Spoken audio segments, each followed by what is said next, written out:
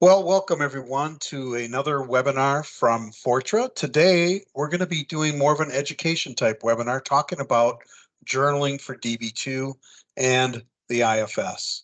This webinar is being recorded, so you can play it back at your convenience, and we thank you for joining us. And let's just get started. So with IBMI, typically people use journaling in the area of high availability disaster recovery planning. And journaling is used most often with logical replication, but it is required even for Power HA and other technologies. So there are definitely benefits to having journaling turned on no matter what HADR type technology you're using. But we often think of journaling with local and remote journaling for your journal-based, software-based replication. So we'll explain a little more as we go through this today, but journaling is very important to the IBMI operating system, and Mark and I, who are presenting, we will share our expertise in this area and why journaling is important to all these different HADR technologies. I'm Tom Huntington. I'm our Executive Vice President of Technical Solutions here at the Fortra Company. I'm a longtime member of Fortra and an IBM Power Champion, and I do a lot of education on a variety of topics dealing with IBMI. I'm joined by Mark Amacher. Mark, how are you today? What do you do for Fortra? I'm good, Tom. Thank you. I am a lead technical consultant. I install and configure the robot products, mainly Robot HA, but all the other ones too. Been here about 7 years with Fortra. Awesome, Mark. Great to have you here as one of our lead service people, and of course, in the past, a customer. So great to have you along. Let's keep this webinar moving. We have many things to cover today. We're going to talk about some of the IBMI HA options that you have. We're going to talk about how journaling works, how to start journaling, remote journaling, and then get into a little detail around apply and remove journal changes, managing journals, and then monitoring journals. And then along the way too, Mark and I are going to do some live demonstrations of this technology. You know, the good news is it's recorded and you can play it back. So one of the things that I see, Mark, in the marketplace is that people often talk about HA and DR as the same thing. In reality, they're a little different. Generally, when we talk high availability, we're talking about two servers within the same data center and being able to have high availability because of the logistics of that environment. We got high speed communications between the two servers, and the desired time to switch over is much quicker. With disaster recovery, what we're talking about is getting our data out of the local data center and putting another copy somewhere else in the world, preferably in a location that's in a different power network and is not going to have the same kind of disasters that we potentially could have in the data center that we're at. So it's really separating the servers. The other thing that comes into HADR conversations is recovery point objective and recovery time objective. Recovery point objective deals with, if I have a disaster right now, how far back do I have to go before I get to good data? And with journaling, what you can do is you can be journaling all the way up to the point of a disaster, and then hopefully use the journaling technology to get you to that point where the disaster occurs. Recovery time objective is related to, okay, I had a disaster. How long is it going to take me before I get the business up and running again? Is it 10 minutes, 15 minutes, half an hour, all day long, 2 days long? It just depends upon what kind of technology you have in place for HA and DR. And that's why we talk about all the different flavors of HA and DR. You have logical replication, which is kind of really where it all started. It's software-based replication where we use local journaling and remote journaling and object-based replication to keep two servers in sync. There is today also hardware replication. There's pros and cons to that. There's technology called Power HA with SAN storage replication. There's other things like live partition mobility that can play in a role in this. And then IBM, as of 7.4, also introduced DB2 Mirror for I, where you have an active-active type environment. And there's other technologies like flash copy that can help out with disaster recovery planning. These things can work in combination, or they can be standalone and give you different levels of resiliency. But we're going to talk journaling today because journaling is really important to hardware replication and to software-based replication because the local journaling is used by the operating system to help rebuild this technology as we go through it. So let's talk about how does journaling work. So journaling works on IBMI by building a tamper-proof data recording transaction for physical files, data queues, data areas, and the IFS. If you use SQL tables and create SQL tables on IBMI, in the background, IBM is going to turn on journaling automatically. So this ends up being a persistent recording of the data changes. And what we mean by that, as the data is changed, it goes to a thing called the journal receiver and a journal, and it automatically gets put out to disk. Now, journaling's been around for a long time. Local journaling was introduced into the System 38 platform, brought over the AS400, and then at a later point in time, they added in a technology called remote journaling. So now today you have both local and remote journaling to help with high availability data replication. Journaling is a sequential flight recorder. It's almost like the history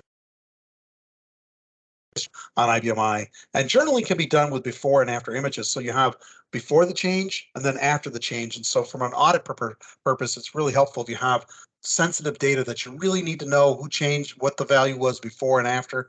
You can use before and after changes for audit purposes.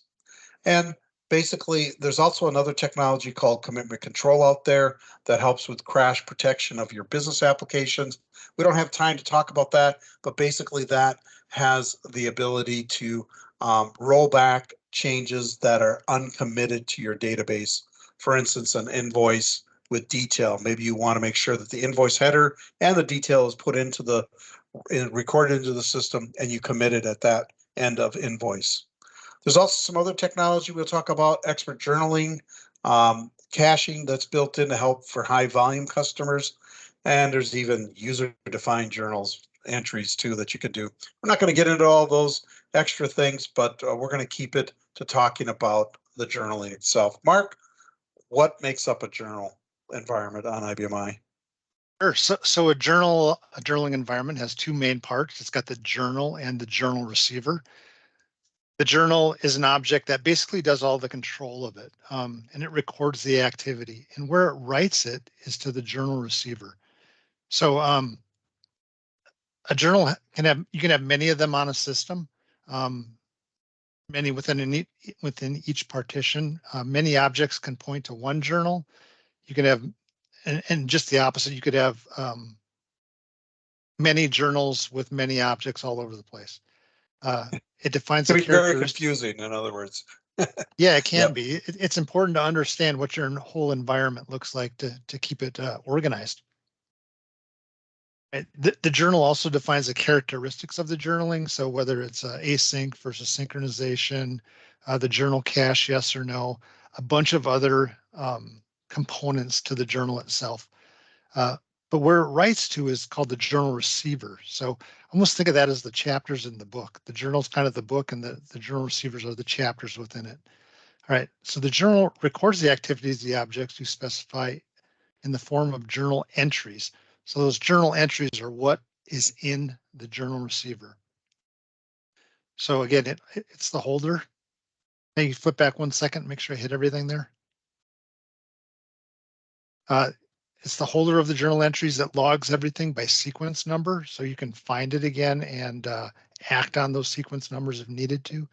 And the receivers do have size limitations. So there's an IBM limitation, and you can also set them up smaller so that they are a little bit more manageable.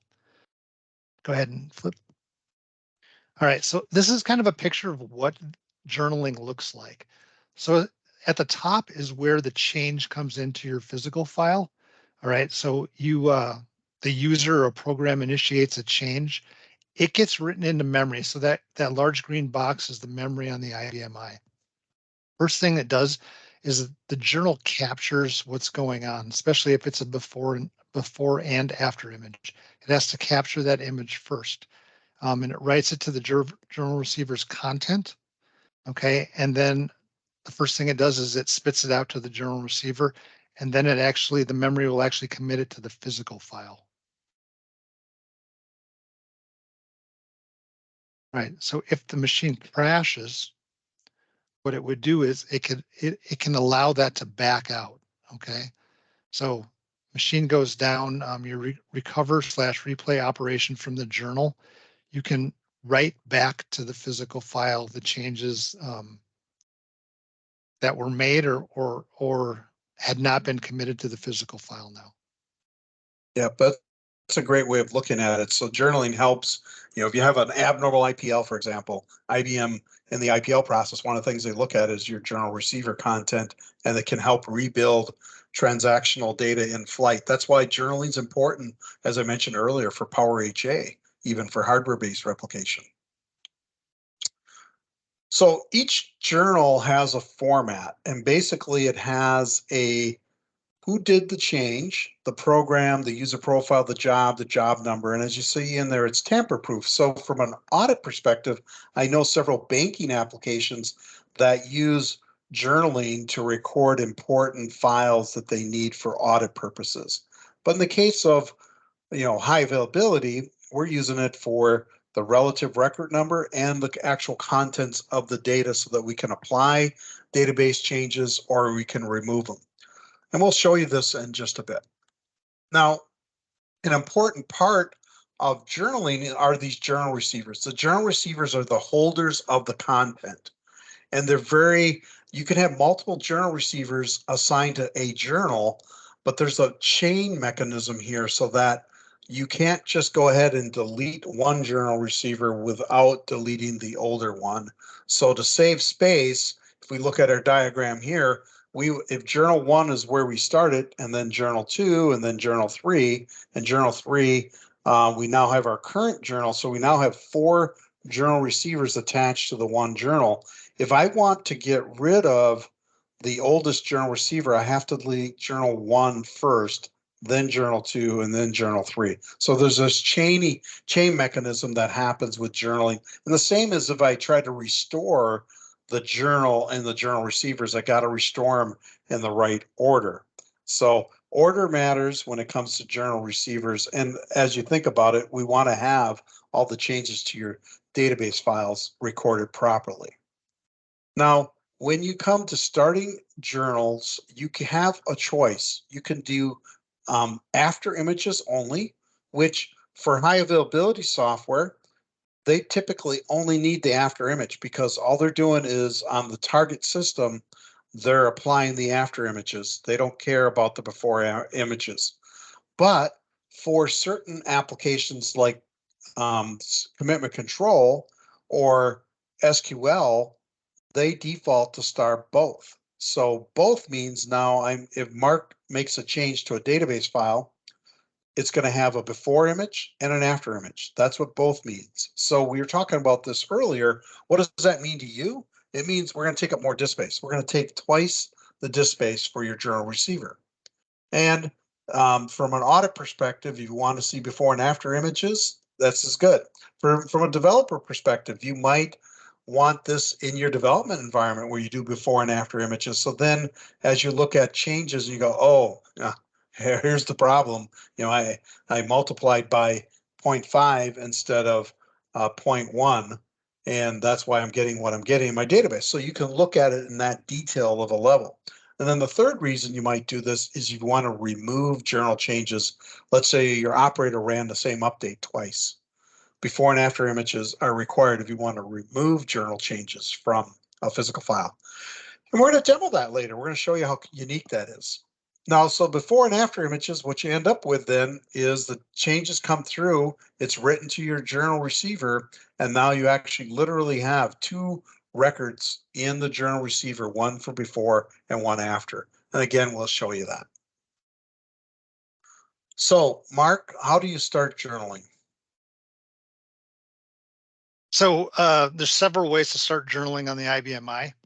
Several different things can be journaled. Not everything can be journaled. I think that's an important part to think about too. Like programs don't get journaled, and there's some other objects like that. But for access paths, you would use the start journ AP command. For integrated file system, the command to start journaling is strjrn. And of course, with all of these, you would prompt it and fill out additional parameters. For physical files, it's the start journ pf. For SQL tables, it's actually added as part of that when you create the schema. With data areas and data queues, you'd use the start journ obj. And let's see, what's this last one? Start journ lib. It allows you to start journaling on the entire library so that any object that comes in that's journable will automatically be journaled. So you don't have to think about it. That's really cool. So, all right. So let's move on to the next topic, which is the order of the journal creation, Mark, if you could handle that. Yeah, so it's a little bit, I won't call it odd, but it takes a little bit to get used to. So when you're creating a new journaling environment, the easy way to do it is in Navigator because you do less steps. You just connect to the system that contains the objects you wish to journal. You expand the journal management button and then select create a journal. Start journaling for each object that you plan to journal. That's a fairly simple way of doing it. If you're used to doing it on the green screen, this is where it gets a little bit trickier, I guess. When you create a journaling environment on the green screen, you create the journal receiver first. So think about a book analogy, I guess. You create the chapter before the whole book gets created. So you create that journal receiver, and then you create the journal, and you tell the journal to point to that journal receiver and say, this is what you're going to use to write your stuff to. And then you would go and start the journaling for each object that you plan to journal. And again, it would be those commands that we saw in the previous slide. Things to consider for journal receivers.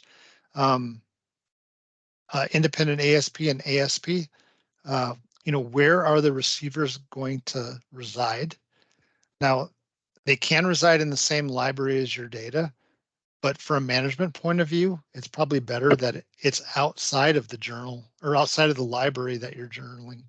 So for example, today we're actually going to have it all inside. So we're going to create a library, and the journal and the data is all going to be in one library, so it's all together.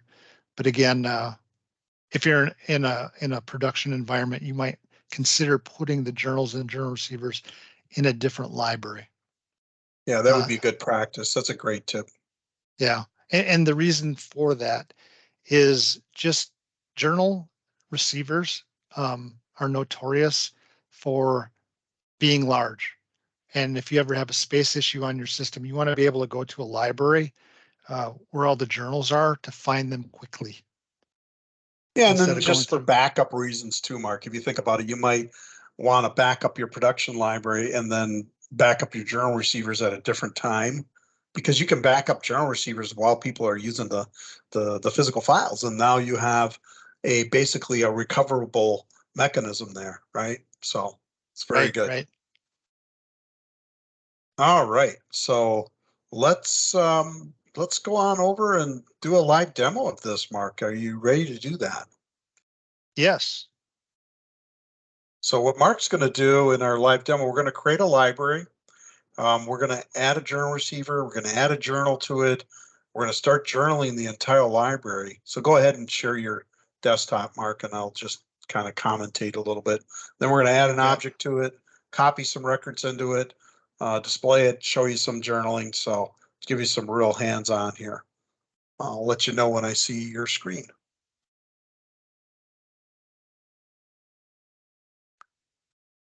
And then in the next phase of the live demo, we're going to show you a little more even.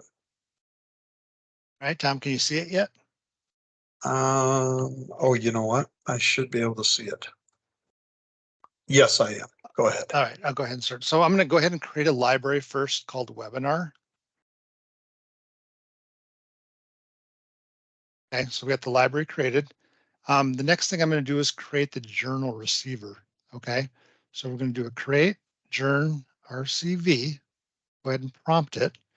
And the journal receiver, we're just going to call it web RCV to start with. As time goes on, after this first one changes, the system will automatically start numbering these.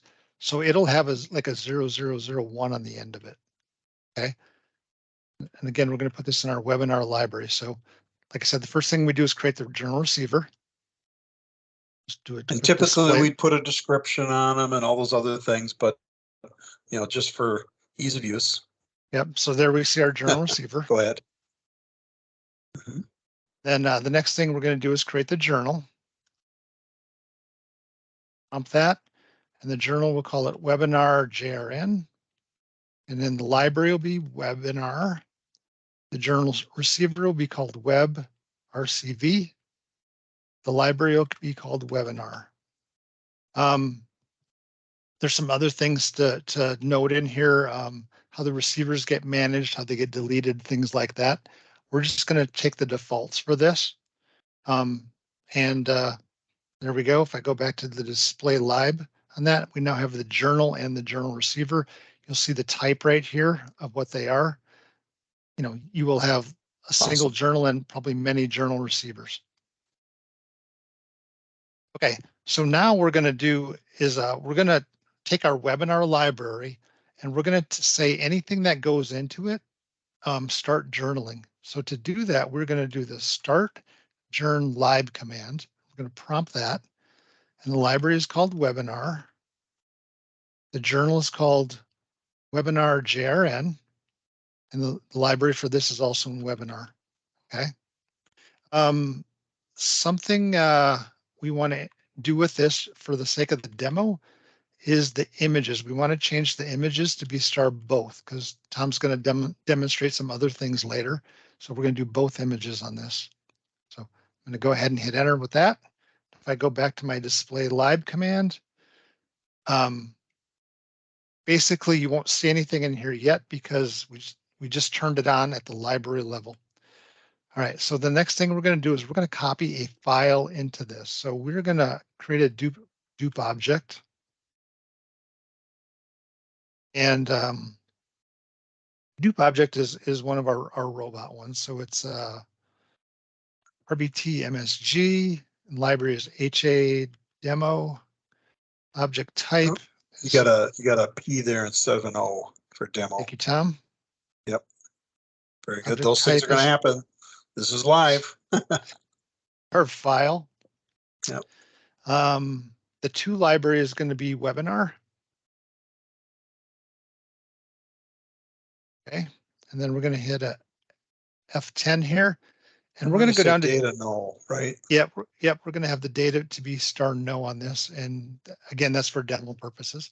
So, all right, I'm going to go ahead and hit the enter on this to create that duplicate object. Now, if I go back to the webinar, I have my new physical file in here. Okay. And if I do a display file description on webinar slash RBT MSG. Yep. Okay. And hit enter on that. Okay. So since we had that star lib, we started journaling on star lib. Any file that goes into star lib, any file that goes into webinar will now be journaled. So if I go to the bottom of this and page up a couple of times, 3 times, we're going to see that this file is now being journaled to webinar and it's being journaled with both images. Okay. Excellent. So we're all set now. We're going to come back to this library and this demo. I'm going to move on with the PowerPoint though. Let's take back control here and we'll keep this show rolling along.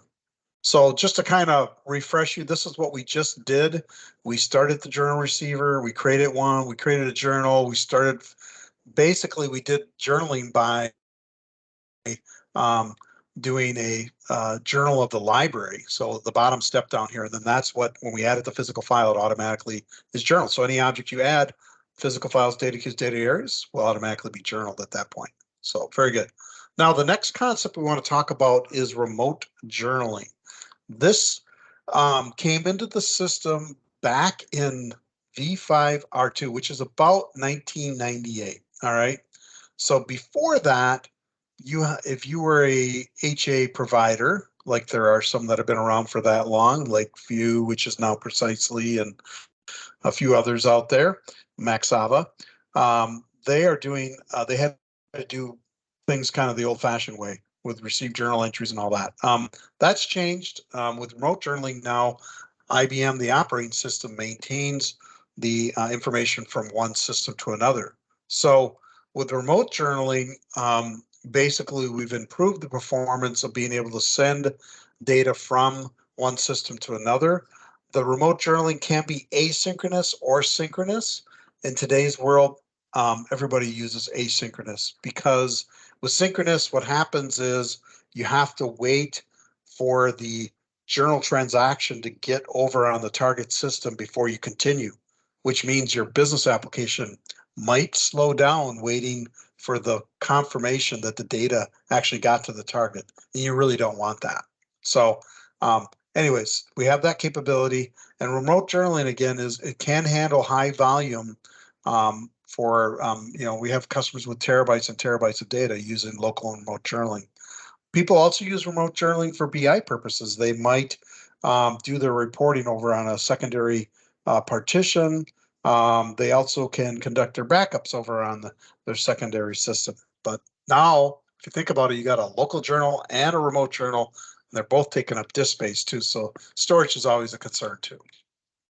Now, with journaling, there are commands that you have to run to help configure this. One of them is the add RDB directory entry, which helps establish the remote database. Then there's a command for add remote journal.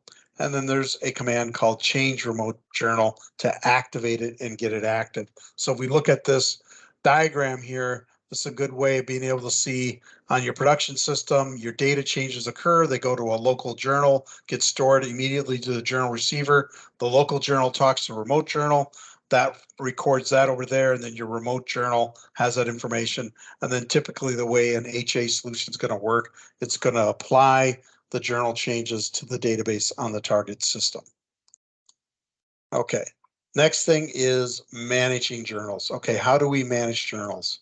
So let's take a look at a few things here. What I'm showing you right now is the results of the display journal command, DSP-JRN, and this is showing you the entries that happen from inside the journal receiver. We'll see a sequence number, which relates to the change of the data, or even the creation of the journal itself. And a CR is a clear, a PT is a put of data. So that's what we're seeing here in these transactions. I wanted to give you some examples. Now you can expand the actual journal receiver and look at the content. So here we're actually seeing data, and there's a command key, I believe it's F10 on the screen, to display in hexadecimal format the data. So looking at journal receiver sequences is a little complicated because the data is stored in hexadecimal format. We do have a couple database utilities, EasyView and Surveyor 400, that can help with bringing back that data in the original record format. So if you're a developer or programmer, that could be really helpful for you to know that. Now, the next thing I want to show you is just that we can look at the individual record and we can see the type of entry, whether it's a put, an update after, update before, whether a new file was journaled, you'll see an entry even for that, a clear record, lots of things going on when it comes to the actual type of journal entry. And then we'll see the job information, the job name, number, user down the below, and the profile. So again, auditors like this because it shows the individual that made the change to the data. Maybe somebody who increased the credit limit at a casino or the credit limit at the bank for your credit card, that kind of thing. Now we also have to manage journal itself. There's management parameters on that. It used to be you had to do all this stuff manually. Now today, the operating system can take care of changing the journal when it gets to a certain level, and even deleting the old journal receivers for you if you want that to happen. So, every system on IBMI has a different DNA. They have different performance concerns and volumes. So you'll have to think about the size of your journal receivers and keeping those cleaned up. But, change journal is another way that you can change the journal. There's a command called change journ and a parameter called gen. It will automatically generate a new journal receiver for you. And it will also delete it if you have the delete parameter turned on. So there's also, if you want to do this manually, you can create a new journal. You can specify the change journal to point to the new journal receiver, and then you can use a delete journal receiver to manually delete it. Okay. So a lot of work if you decide, or a lot of programming if you decide to do it by yourself. Hey, back in the day, I wrote the CL to clean up my stuff. So it can be done. But today's world, let the system do it for you. Hey, Now, hey, Tom, could another I add thing, something? yes, Add something to that. sure. If you page up one time, if Yeah, you're ever in a jam or one of your journals is extremely large, just go in and simply do that start gen with the change journ, and it'll create the next one. And that way you could clean up that old one as soon as possible. So that's important to great note. point. If it gets huge, just do a change journ on it, make it go to the next one. Yeah, and you can save it too. So go ahead and save it and then delete it. I mean, that's obviously, Yep. and why would you want that? Well, you might want to try to recover the system, right? And you might have to go back to your journaling. Now, journaling is not forever. There are commands that allow you to end it. There's the end journal object command for data areas and data queues. You can end journal access paths. You can end journal for the IFS objects. A lot of people don't realize you can journal the IFS. We're not talking a lot about it. There are some exceptions. If you're using the old QDoc, you can't journal IFS for QDoc. So just another reason why you shouldn't be using that anymore. Physical files is the end journal physical file, and of course the library itself. If you want to end journaling completely for that, there's the end journal lib. Some other things to think about is storage. As we've been talking all along, there is storage taken up by journal receivers. We talked about journaling before and after images. Obviously, if storage concerns is a big deal for you, only do after. There's a trade-off, then you don't see the before. There's also omit journal opens and closes. As files open up and close, those get recorded. Mark already talked about this, swapping your journal receivers more often, changing them, saving them, deleting them, getting them off the system. There are some other advanced features like minimize fixed length records and minimize entry. Most people don't use these.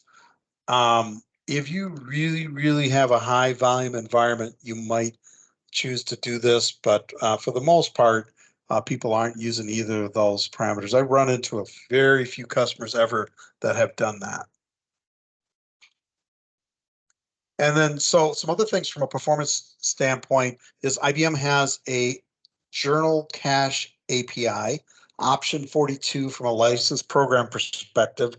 This was always a chargeable feature on the operating system. It is now free as of 7.5, and that goes back to 7.3 and 7.4. So the journal caching API is now free. The reason people might use this is, you remember we said earlier, when you update data or add data to a physical file, it's in memory, and then the journal receiver is persistent. It puts the data automatically out to storage. If you turn on journal caching, that turns that off. So now your data changes and your writing to your journal receiver is in memory, and the system decides when it's proper time to send it.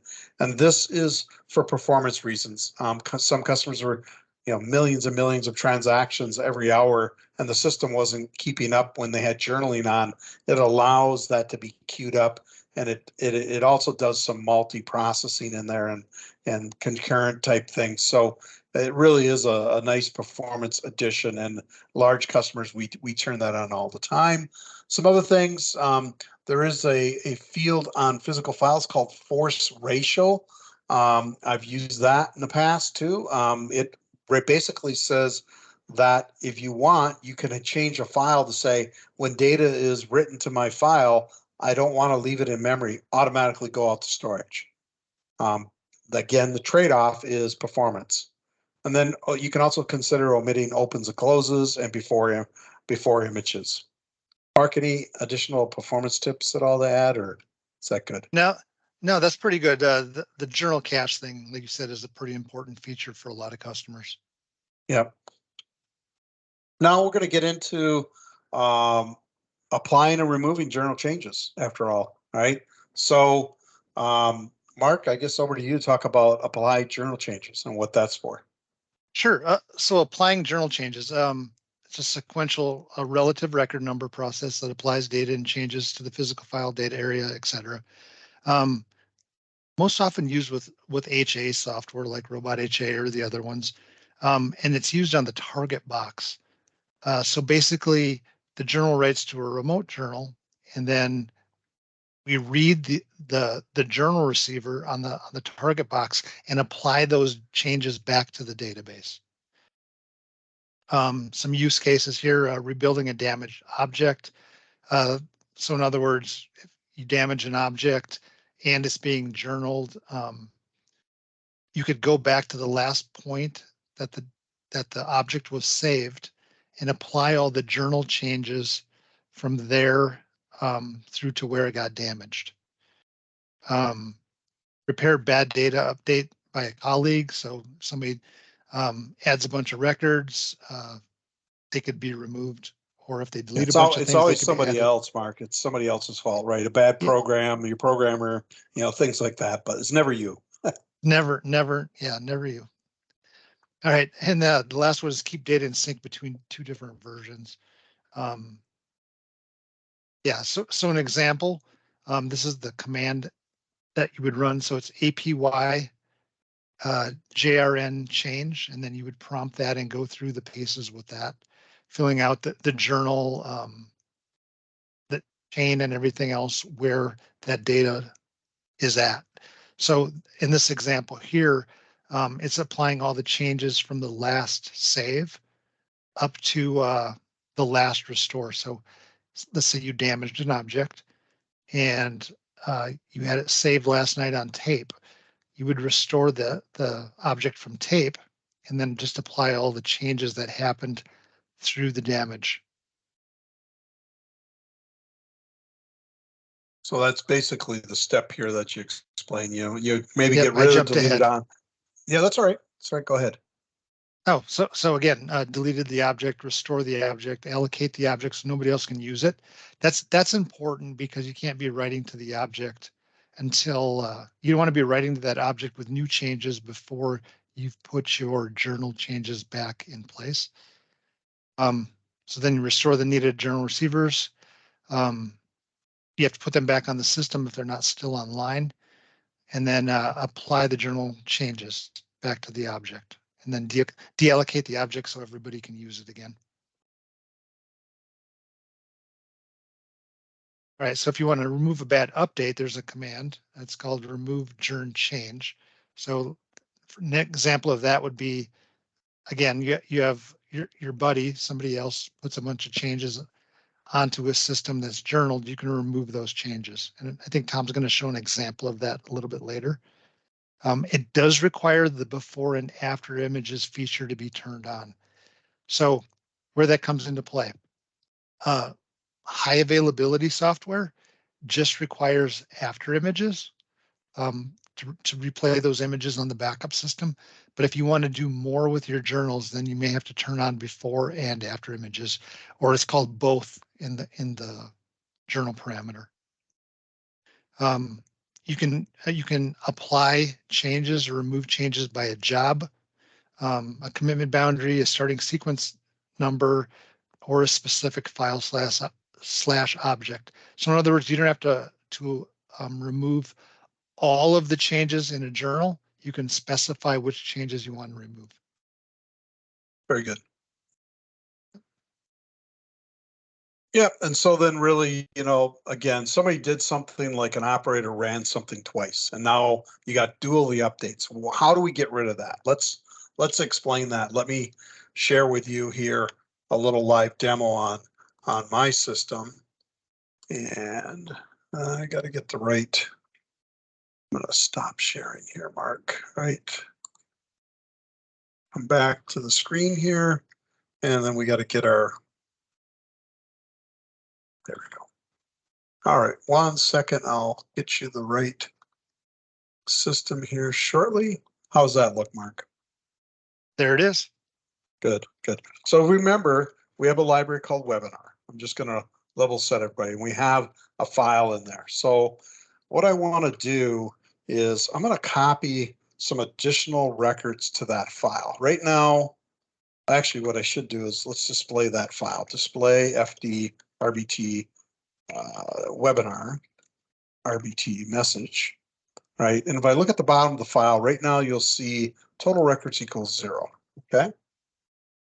So what I want to do is copy file. I'm going to copy some data from our robot live, which I know is always actively running on this system and adding data. I'm going to copy that to our new library webinar that Mark created.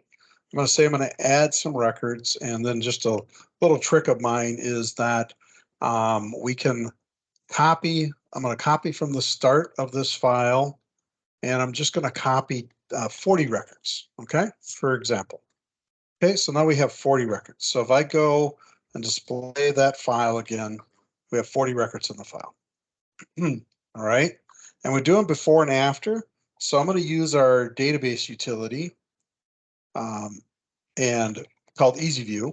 I'm going to show you some data in there, and I can actually change a record and basically say something like Tom was here. All right, we'll remember that. Or I should say the other guy, Mark made the change. Okay, so now I've changed some data. Okay, so what does this look like? If I do a display journal command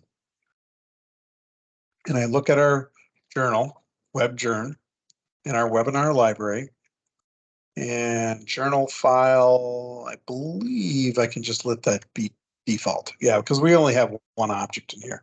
So this is kind of interesting. So this will show, if I look at these entries here, this is going to show us that F10, the job Mark Amacher started journaling for the library, and Mark also caused the file RBT message to start being journaled, okay? Now, below that is where we see a bunch of other things. We start seeing puts, all right? The PT stands for put. I'm just going to show you one of those, and then also the before and after change, okay? So we have a put that's on that record being added. If I do F10, change the format again, we can see the data. And then this is the before record has, we get the robot note here. And then notice it says Tom was here. So that's my after change. And that happens to be the last sequence. Now, let's just say Mark or Tom got on the system and decided to copy some more data to the file. I'm going to say 20 records. Now we look at this file and we do display. We go down to the bottom. Now we have 60 records. Okay. Let's just say that's that accidental update that occurred. Well, because I'm using before and after images, I can come down here and find the sequence numbers associated with this put. Okay, this is kind of a nice marker. I have my update before and after. What I'm going to do actually is I'm going to also, I wasn't supposed to do that update. I wasn't authorized, but I did it anyways. I shouldn't have done it. So I'm going to remove that entry too. So I'm going to show you how you can remove an update before and after. And then I'm also going to remove these puts. So if I come down here, we'll see the last entry was 73, right? So let's now use our handy little command that we learned about today called remove journal change. And again, we have to have a journal. So Mark, am I still doing okay out there? Just to confirm. You are. With you. We can hear you. Okay. You can hear it. All right. So the file is RBT message. Webinar is where it's stored. Now, I can do a few other things here. if I roll down on here, I can specify my journal receiver. In this case, we're just going to use current because it's still on the system. The starting sequence number is going to be our 73 because we're going to, it's kind of weird logic. It's actually going to take the oldest one off first, and we're going to work her all the way back to sequence number 52, which is the update before. Now, here's where, let's just say I only wanted to remove Mark's changes. I can actually specify a job, a name, a user, all those things. I have commitment control in here, boundaries. But so let me just hit enter here. If I did this correctly, it says 21 entries were removed from this object. So now, first thing first, let's display.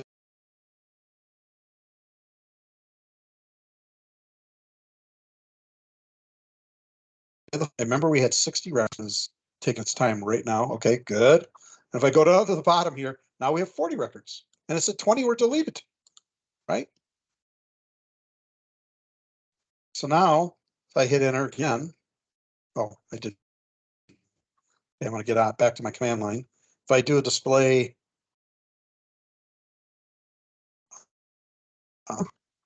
we can go to the bottom here. I'm going to roll all the way to the bottom sequence, which will show that activity. It's showing the start of the remove. And so if I put a 5 and display a couple of these entries, what we'll see is that somebody started the remove journal change and that, and then it also shows me those sequence numbers that I just put in.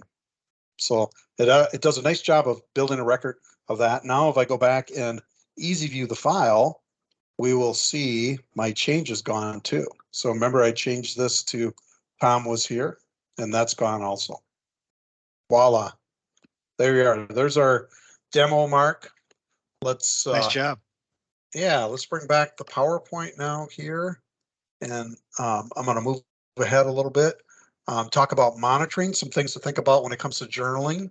There's also messages and information that goes to the system, but also when you work with journal attributes, there's a command called work with journal attributes. You can see the performance related to remote journaling and inside that command. So that's something to think about if there's any kind of number of records that you're behind, all those kinds of things. You can see backlog information in remote journaling. Remote journaling uses port 3777, and IPv6 is actually even a different port. There's also messages that go to QSysOper related to journaling and journal receivers. Those are some things that you can look for if you're looking for ways to monitor this information. And you can also see if your remote journal is not active and storage issues. All these things generate messages to our good friend, Mr. QSysOper, if we look at some of these CPF messages. Hey, Now, Tom. Hey, Tom.